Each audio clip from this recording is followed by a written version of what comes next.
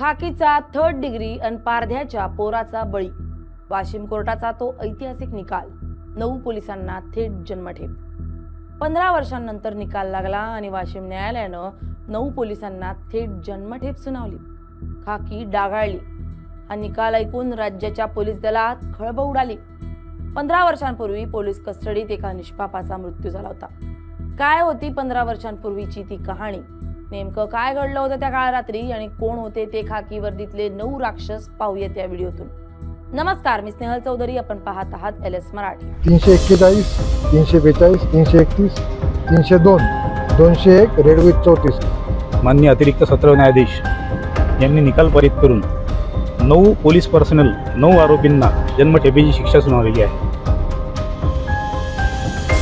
माननीय JP सपाटे अतिरिक्त सत्र न्यायालय वाशिम यांनी या प्रकरणात 9 जे आरोपी होते त्या 9 आरोपींना जन्मठेपेची शिक्षा सुनावली. 9 मे 2011च्या मध्यरात्री एका चोरीच्या संशयावरून पोलिसांनी 25 वर्षांच्या बेग्या पवारला घरातून उचललं. रिसोड पोलीस ठाण्याच्या लॉकअपमध्ये गुन्ह्याची कबुली देण्यासाठी त्या निष्पाप तरुणावर अमानुष थर्ड डिग्रीचा वापर झाला. पोलिसांच्या अमानुष मारहाणीमुळे जबर जखमा होऊन दुसऱ्याच दिवशी बेग्याचा कोठडीतच संशयास्पद मृत्यू झाला. प्रकरण दडपण्याचा प्रयत्न करणाऱ्या तत्कालीन ठाणेदार महादेव धांडेंसह 9 पोलिसांचा खोटारडेपणा CIDनं उघड केला. तब्बल 15 वर्षांच्या प्रदीर्घ लढ्यानंतर वाशिम न्यायालयानं रक्षकच भक्षक बनलेल्या त्या सर्व 9 पोलिसांना थेट जन्मठेपेची शिक्षा सुनावली. काय घडलं होतं नेमकं सविस्तर जाणून घेऊया. तारीख 9 मे 2011. हिंगोली जिल्ह्याच्या सेनगाव तालुक्यातील वाडोना गावच्या पारधी वस्तीवर सामसूम होती. हातावर पोट असणारी पारधी समाजाची कुटुंब आपल्या झोपड्यात विसावली होती.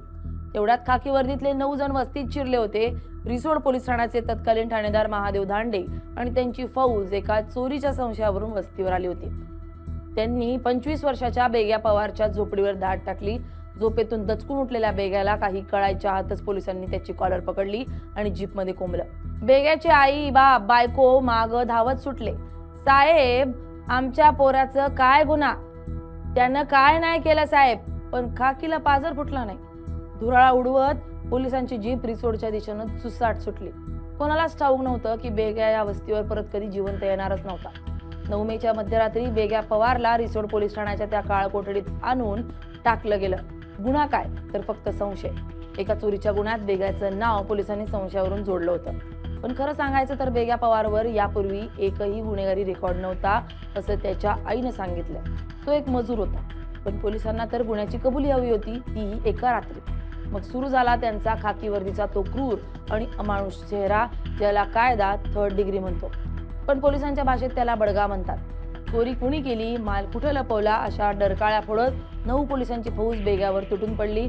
तत्कालीन ठाणेदार महादेव धांडे त्यांच्या डोक्यावर खाकीची नशा चढली होती.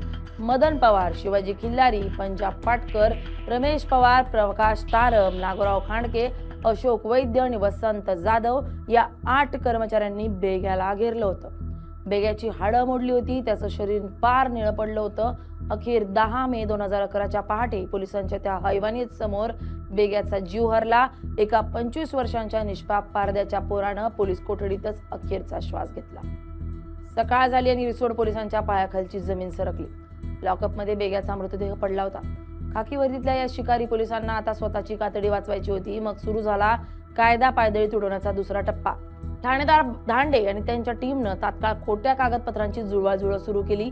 बेग्याचा मृत्यू लॉकअपमध्ये झालाच नाही, तो आजारी होता असा खोटा बनाव रचण्याचा प्रयत्न सुरू झाला. मृत्यूनंतर गुन्हा नोंदवण्याच्या हालचाली झाल्या. पण म्हणतात ना, पाप कधी लपून राहत नाही. इकडे वाडोना वस्तीवर बेग्याच्या मृत्यू झाल्याची बातमी पोहोचली आणि पारधी समाजात एकच आक्रोश आणि संताप उसळला. बेग्याच्या आई वडिलांनी आणि नातेवाईकांनी रिसोड पोलीस ठाण्याबाहेर ठिय्या मांडला. माझ्या निष्पाप पोराला मारून टाकलं खाकीवाल्यांनी, त्याला न्याय मिळाल्याशिवाय आम्ही गप्प बसणार नाही, हा टाहो संपूर्ण वाशिम जिल्ह्यात घुमला. सामाजिक संघटना रस्त्यावर उतरल्या. पोलीस ठाण्यावर मोर्चे निघाले. परिस्थिती हाताबाहेर चालली होती. पोलिसांवर हत्येचा आरोप असल्यामुळे स्थानिक पोलिसांवर कोणाचाच विश्वास नव्हता. प्रकरण पार मंत्रालयापर्यंत गाजलं. अखेर शांत करण्यासाठी आणि सत्य बाहेर आणण्यासाठी राज्य सरकारने या प्रकरणाचा तपास थेट CIDकडे सोपवला. प्रकरण CIDकडे गेल्यावर तत्कालीन उपअधीक्षक अनवर शेख यांच्या नेतृत्वाखाली एक स्पेशल टीम वाशिम मध्ये दाखल झाली. पोलिसांचा तपास पोलिसांनीच करायचा होता आव्हान मोठं होतं, कारण आरोपी साधेसुधे नव्हते, तर स्वतः पोलीस ठाण्याचे इन्चार्ज आणि त्यांची टीम होती. त्यांनी पुरावे नष्ट करण्यासाठी कोणतीही कसर सोडली नव्हती. पण सीआयडीच्या टीमनं आपल्या क्राईम स्टाईलनं हिसका दाखवला. सीआयडीनं तब्बल 24 दिवस रिसोड पोलीस ठाण्यात हिया मांडला. बेग्याचा पोस्टमॉर्टम रिपोर्ट डॉक्टरांनी स्पष्ट केलं होतं की बेग्याचा मृत्यू नैसर्गिक नाही, तर त्याच्या शरीरावर गंभीर अंतर्गत आणि बाह्य जखमा झाल्या आहेत. अमानुष मारहाणीमुळेच त्याचा जीव गेलाय. दुसरा पुरावा लॉकअप मधील स्टेशन डायरी आणि कागदपत्र. सीआयडीनं जप्त केलेल्या डायरीमध्ये अनेक खाडाखोड आणि खोट्या नोंदी आढळून आल्या. तिसरा पुरावा वस्तीवरील साक्षीदार आणि त्या रात्री लॉकअपच्या आसपास असणारी लोक. सीआयडीनं एकामागून एक धागेदोरे जोडले आणि पोलिसांचा तो खोटारडेपणाचा बुरखा फाडला. सीआयडीनं उपअधीक्षक अनवर शेख यांनी तपासाचे चक्र असे फिरवले की तत्कालीन ठाणेदार महादेव धांडे यांच्यासह 9 पोलिसांना पळताबोई थोडी झाली. अखेर सीआयडीनं या 9 पोलिसांवर हत्या आणि अॅट्रॉसिटी ऍक्ट अंतर्गत थेट गुन्हे दाखल केले. गुन्हा दाखल झाला, पण न्यायालयीन लढाई अजून बाकी होती. हा खटला वाशिमच्या जिल्हा व सत्र न्यायालयात सुरू झाला. एका बाजूला सत्तेची, पैशाची आणि वर्दीची ताकद असणारे 9 पोलीस अधिकारी आणि कर्मचारी होते, तर दुसऱ्या बाजूला 2 वेळच्या जेवणाची भ्रांत असणारे, शिकलेले नसणारे बेग्या पवारचे गरीब आईबाप होते. हा लढा सोपा नव्हता. खटला तब्बल 15 वर्ष, 1 महिना आणि 23 दिवस रेंगाळला. या काळात अनेक साक्षीदार बदलले, अनेक अडचणी आल्या. आरोपी पोलिसांनी जामिनावर सुटण्यासाठी आणि खटला लांबवण्यासाठी कायद्याचे अनेक डावपेच खेळले, पण बेग्याच्या कुटुंबानं हिंमत हारली नाही. सरकारी वकील श्रीराम काळू यांनी या खटल्यात पीडित पारधी कुटुंबाची बाजू अत्यंत भक्कमपणे मांडली. त्यांनी न्यायालयात सीआयडीनं गोळा केलेले वैद्यकीय अहवाल, फॉरेन्सिक पुरावे आणि साक्षीदारांच्या जबानी अशा रीतीने सादर केल्या की आरोपी पोलिसांना बचावाची कोणतीही जागा उरली नाही. मायबाप कोर्ट रक्षकच जर भक्षक बनू लागलं, तर सामान्य जनतेनं कोणाकडे पाहायचं?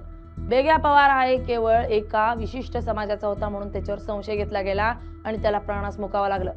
हा खाकी वर्दीचा घोर अपमान आणि अधिकाराचा गैरवापर आहे, असा जोरदार युक्तिवाद वकिलांनी कोर्टात केला.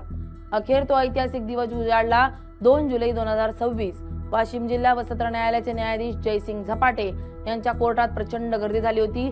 न्यायाधीश जयसिंग झपाटे यांनी निकालाचं वाचन सुरू केलं. न्यायाधीशांनी सीआयडीचा तपास आणि सरकारी वकिलांचा युक्तिवाद ग्राह्य धरला.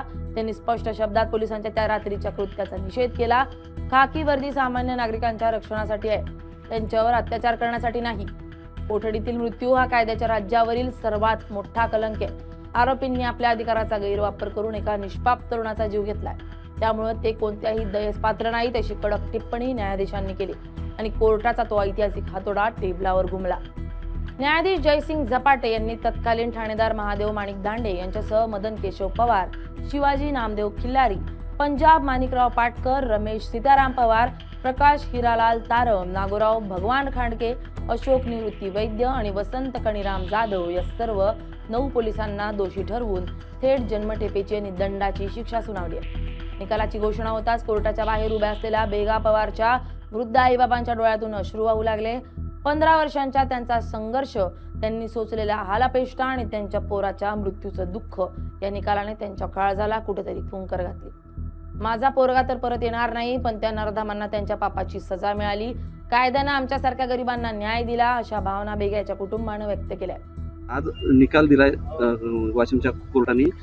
काय वाटतं तुम्हाला आणि काय आम्हाला चांगले वाटते साहेब. आम्हाला गुन्हा भेटला, आपला न्याय भेटला. पोलिसांच्या मारहाणीत हा, आमच्या पोलीस मारच्या हानीनं आम्हाला आमचं पोरग जीवानं मारून टाकलं. 44 फ्रॅक्चर केलते त्याचे.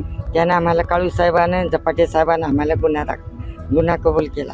काय म्हणून अटक केली होती त्यावेळेस? त्या काय नाही साहेब, काय नाही होतं त्याच्यावर. ढवळ्या कागदावर काळी सही नाही होती. ते मामूली पण भांडण्याची केस नाही होती त्या पोरावर.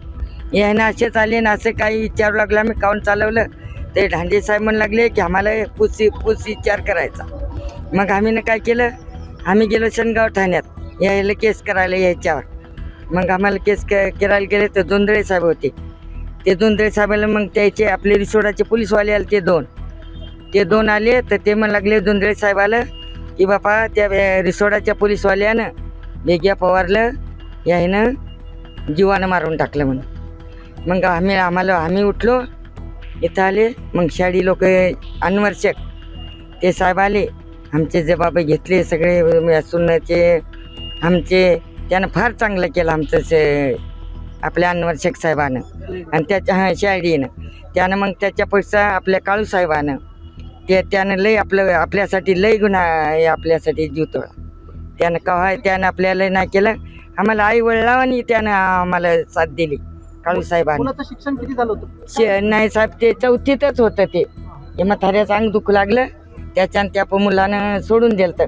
मात्र ते तेवढं सोडून बी दिलं तर त्याच्यावर काही कलम नाही होती की त्याच्या सुद्धा भांडणाची पण कलम नाही ती. एवढे आमच्या लोकांचं होतं, पारधी समाज होतं खरं, मात्र मराठीच्या पलीकडं लेकरू होतं साहेब. तेव्हा आम्ही उठलो, तो बी आम्ही म्हणलं आमच्या लक्ष्मीनं तुम्ही काव मारायला आले. नाही आम्हाला तपास घ्यायचा. मग तपास कशाचा? म्हणजे तुम्हाला काय घेणं आहे? वाशिम कोर्टाचा हा निकाल महाराष्ट्राच्या आणि देशाच्या पोलीस इतिहासात एक मैलाचा दगड ठरणार आहे. खाकी वर्दीच्या नावाखाली गुंडगिरी करणाऱ्या आणि सामान्य माणसाला किडमुंगी समजणाऱ्या प्रवृत्तीच्या थोबाडात हा निकालाचा कायदेशीर सनसनाटी चपराक आहे. हा निकाल सांगतो की कायदा सर्वांसाठी समान आहे, मग तो गुन्हेगार असो वा खाकी वर्दीतला पोलीस. बेग्या पवारला 15 वर्षांनी का होईना पण न्याय भेटलाच. तुम्हाला काय वाटतंय कमेंट करून नक्की कळवा. Bureau report LS Marathi.